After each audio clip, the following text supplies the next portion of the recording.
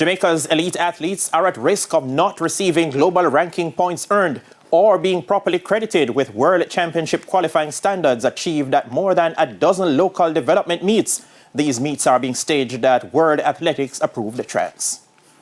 Correspondence sent by the JAAA to meet organizers, a copy of which has been obtained by TVJ Sports, indicate that the JAAA should receive a written request and payment up to 70 days prior to their meet in order for the JAAA to submit them to World Athletics to be placed on its global calendar. Among the 14 meets to find themselves on the outside looking in was Sanctioned's 23rd staging of the Queen's Grace Jackson Invitational at the National Stadium. That's where UTEC high jumper Raymond Richards cleared a world-leading 2.31 meters, which is the best mark by a Jamaican male in 19 years and ranks only behind the late Jermaine Mason's national record of 2.34 meters set in 2003. Richards and any other athlete who produces impressive times, distances or heights at the 14 meets not submitted to World Athletics will find themselves in a similar predicament.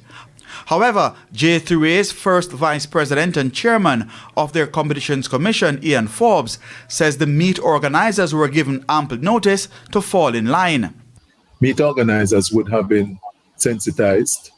Of course, there is a meet application form which meet organizers are required to pretty much complete and submit.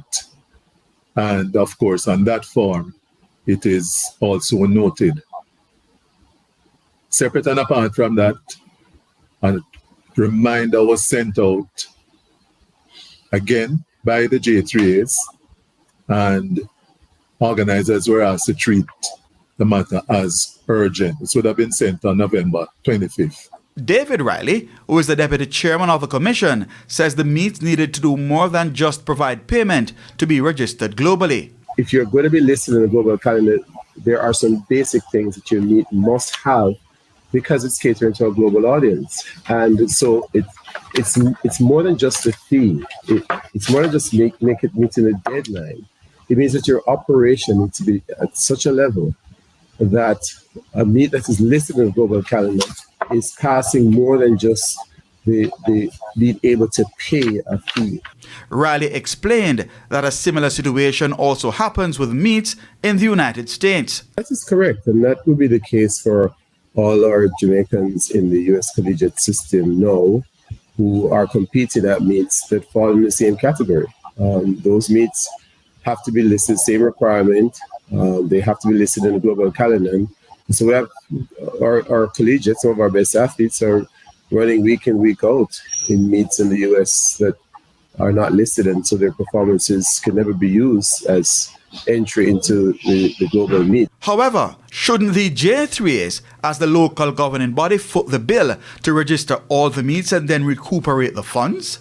I think it's a direction in which we'll have to look and possibly take that path in terms of ensuring that nobody is disenfranchised. The meets which are eligible are all listed, and we ensure that our athletes will benefit from us doing so. Whatever is in the best interest of the athlete, the sport, the growth and development, we are willing to go that route.